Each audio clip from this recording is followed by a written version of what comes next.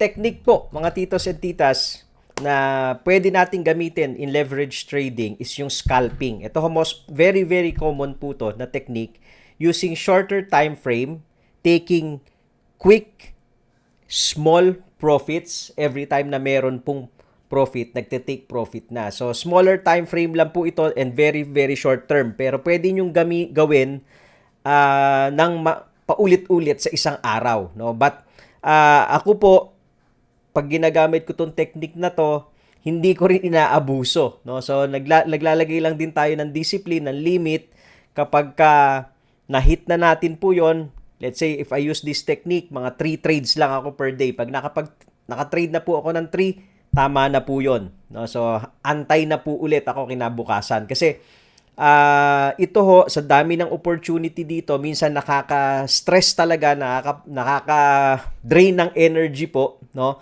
Pagka maraming tuloy-tuloy yung gagawin nito.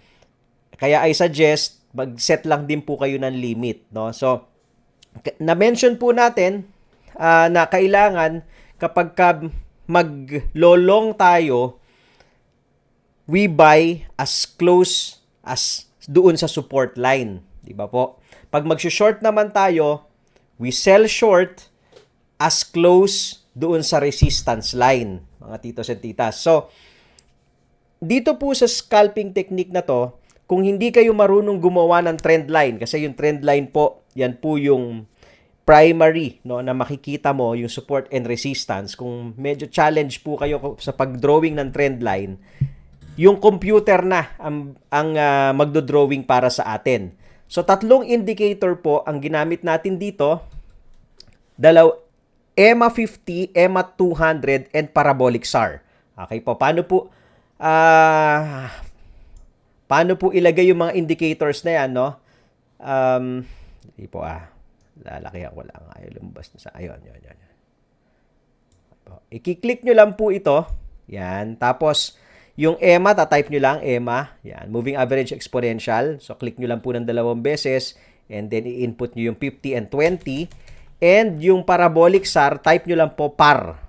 P-A-R. Lalabas na po yung parabolic SAR. So, ito po yung i-click ninyo para makuha nyo po yung parabolic SAR. So, ito pong parabolic SAR is probably bagong indicator na maririnig nyo po sa akin. Pero ginagamit ko po ito dati sa PSE, no? Pagka nag-quick trade tayo sa PSE, ang ibig sabihin po ng parabolic SAR is parabolic stop and reverse. Okay? So pagka yung coin po nagte-trend ng parabolic, malakas yung akyat po niya or malakas yung pababa niya, pag nakita mo yung parabolic SAR, that could also be a sign na magre-reverse na, magche-change na ng direction, ano? So yan po yung blue, no? Yan po yung blue line, mga titos and titas. So, unahin natin in identifying yung trend. Alisin ko muna, close ko muna tong blue line para hindi po kayo malito, no? So, yung yellow line natin, yan po yung EMA 50, okay? Yung green line is our EMA 200. So, parehang EMA po, no? Kapag ka po yung EMA, yung yellow, no? EMA 20 is nasa ilalim nung EMA 200, downtrend po yan. Yan, downtrend. Pababa po yan. Basta nasa ilalim po, no? So, pagka downtrend, short ang hinahanap natin. Kailangan natin maghanap ng short opportunity kasi pababa po siya based dito sa EMA, no, na indicator, no? So, wag niyo pong paghalu-haluin yung ibang mga techniques. So, ito solely for scalping lang and 15-minute time frame, mga titos at titas, ha? So, tandaan, 15-minute time frame po. Hindi po ito gagana pagka mas mataas yung time frame. Pag ginamit nyo sa 1 hour, pag ginamit nyo sa 4 hour, hindi po gagana to. So, just use it sa 15-minute time frame. So, since alam natin na ang trend is pababa, maghahanap tayo ng short opportunity, saan tayo papasok, no? Sabi natin, we buy as close sa resistance kasi mag-short tayo. So, alin po ang resistance dito, no? In this case, yung line po na yan, yung yellow line will be your resistance. Okay po, no? So that will be your resistance line, mga titos and titas. So every time tumatama po dyan, you can sell short. Okay po, no?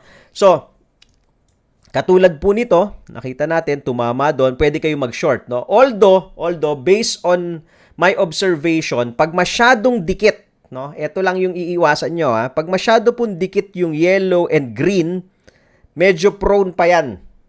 Delikado pang i-short yan kasi pwedeng kumambyo ulit yung yellow pataas eh. Masyadong dikit. So, sa ganitong setup po, ang unang pasok is ito. No? So makikita mo, yes, let it go down. Okay na yon kasi at least makikita natin yung direction pababa kasi nasa ilalim yung yellow ng red. Alam natin na bababa yan. Just let it go down and then aabangan natin, no, na mamagnetin ng yellow yung price. Ayun po, minagnet na yung yellow ng price. So diyan po ang abang. Diyan ang entry. Pinakamaganda po nito, no, mga titos and titas, pagka pumapasok kayo, kumbaga, minomonitor nyo yung price. Ganyan po sa scalping, no? Hindi po yan pine-place ahead of time. Minomonitor mo kung tatama talaga dun, no? So, titignan mo kung gaano kalakas. So, either pwede ka nang pumasok dito, diba? Pero kung nakabantay ka dyan, makikita mo na, oh, mukhang malakas pa, antay ko pa ng konti. So, pwede ka, matsyempohan mo yung pinakamagandang presyo, no? Mga titos and titas. Katulad po nito, kung titignan ninyo, pwede kayong pumasok dyan kasi alam nyo na yan yung dating support, magiging resistance, di ba? So, yun. May resistance po dyan sa 15-minute time frame. So, but anyway, kahit dito, pwede kayong pumasok. Basta nauntog dun sa yellow kung hindi kayo marunong mag-drawing ng mga lines, no? So, advantage lang pag marunong mag-drawing ng mga lines. Tapos po, pagka po bumaba na ulit, okay, lumayo na po ulit dun sa yellow line, you can take profit. So, ganun kabilis lang. Kaya sabi natin, quick, small profit. So, dito may isa ka ng trade. Let it go. Hayaan nyo lang bumagsak pa. Kung nakapag-take profit na kayo, huwag nyo pong hahabulin. Wait for it again, okay, na dumikit po dun, magnetin ulit ng yellow line. Diba? So, makikita nyo, ayan, dumikit na po ulit dun sa yellow line. Okay, so makikita nyo po yan. Malayo pa, makikita nyo yung distance dito sa yellow and green, malayo pa. Malabo pa mag-reverse to. So, minagnet ulit. Okay, pasok po tayo dito. Kahit dito ka pumasok. Tingnan niyo po. Pasok ka dyan. Ayan, pasok ka dyan. Okay. Bumaba ng konti. Ito, pwede ka na mag-take profit dyan. Diba? Quick, small profit. Nakakadalawang trade ka na. No? Kung gusto mong balikan, umakyat ulit, pwede ulit. No? Pangatlong trade, take profit ulit. Nalaglag. Basta lumayo, take profit. It doesn't matter how big or how small is your profit. Hindi po yun ang bilangan pagka nag-i-scalp. Mabilisan po kasi to, no? Kasi kita nyo, bumabalik, oh. So, nakakatatlong trade ka na, umakyat po ulit, probably ito, naka-enter ka, may loss ka ng konti dito, mga titos and titas, di ba? Pero ano nangyari? Babalik ulit, oh. Laglag po ulit, di ba? So, take profit again. So, 4 na trade. So, kung okay ka na sa 4 na trade, pahinga na muna. Di ba? Kasi mauubos po yung oras niya pag binantayan nyo to. Ayan ha. So, ganun lang po siya, no? So, ayun ulit, oh, makikita nyo, minamagnet, di ba? Minamagnet. So, importante po dito, yung risk management natin, ano yung papaalala ko po ulit sa inyo, no? Sa risk management, ang ginagawa natin is kinocross natin yung leverage natin and we only trade 1/10 of our position. Okay? So, para hindi kayo abutin ng liquidation. Kasi pwedeng umakyat oh. Pwede umakyat, di ba?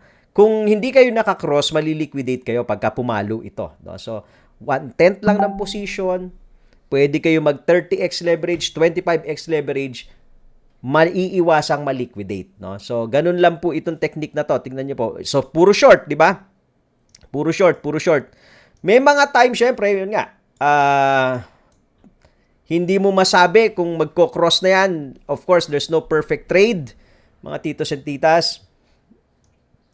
So, dadating yung time na magka-cut ka, di ba? Pero sabi natin din sa rule natin, cut loss pag binalikan ka. No? So, for example, ito pong trade na to, pumasok kayo dito. Ito po yan, pumasok kayo dyan kasi minagnet na naman ng EMA. Pero umakyat. Tingnan nyo po, binalikan kayo. Pwede pa nga may kita no? But, if you're following the rule, bumalik po dito, no? So pwede na ho kayo mag-cut dyan near your entry price, o kung swerte, dito kayo makasell, may kita pa rin, di ba? Mga titos and titas. So, kung papasok na naman kayo dito, ayun, eto medyo malapit na. Makikita ninyo, pagka ganito na po yung forma, medyo maglapit na, yan, lumalapit na po, iwas na tayo mag-trade dito. Kasi at any time, at any point, magko-cross na po yan. No? So, katulad po nito, nag-cross na, pero dito, hindi ka pa papasok. Bakit? Magkalapit pa eh. No? Tignan nyo po yan. No? Magkalapit pa yung yellow and green, so hindi ka muna papasok. Antayin mo ulit. So, kaya bumaba pa oh. Diba? So, nung lumayo na po ulit, okay lang, wag niyo pong hahabulin. Ano? Antayin niyo ulit magnetin. So, nasa taas yung yellow ng green.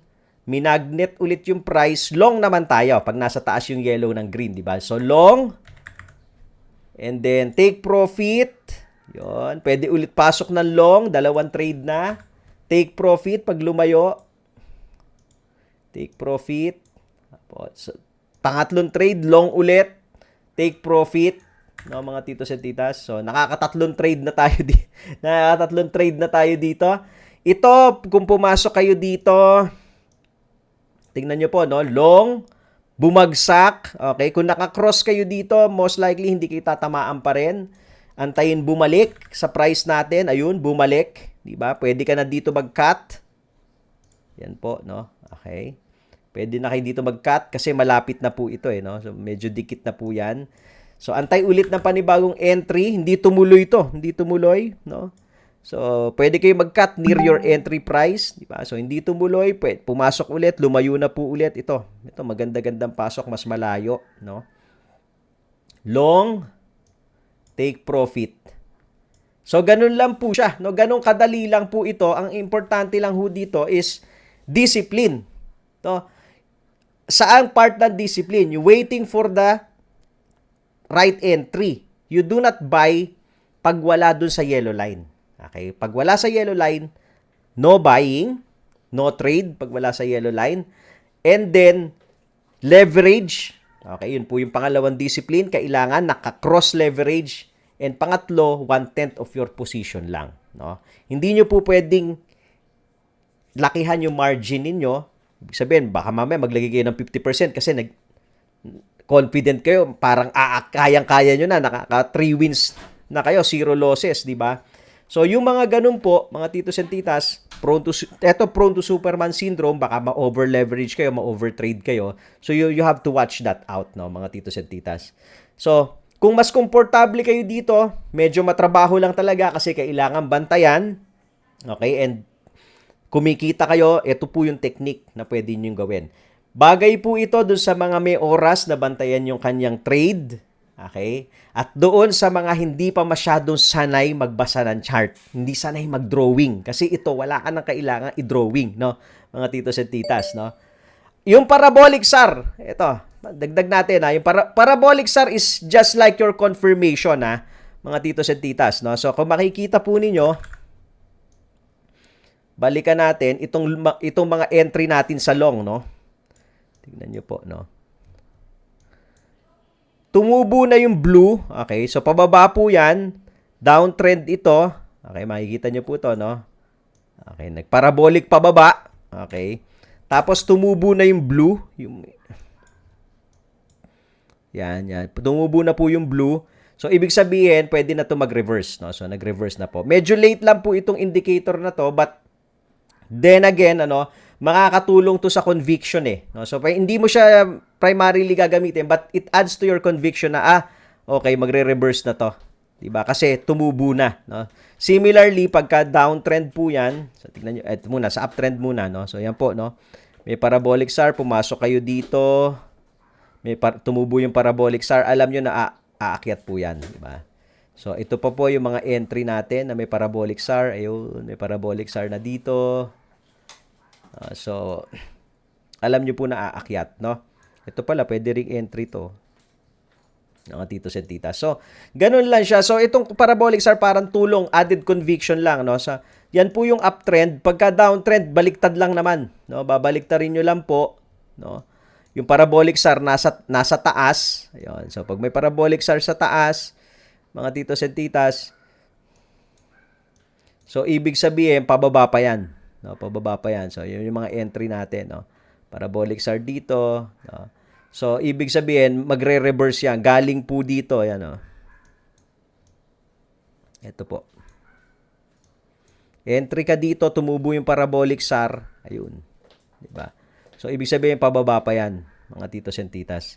So, ganun lang po, itong scalping. Medyo matrabaho lang at malakas kumain ng oras. Yun.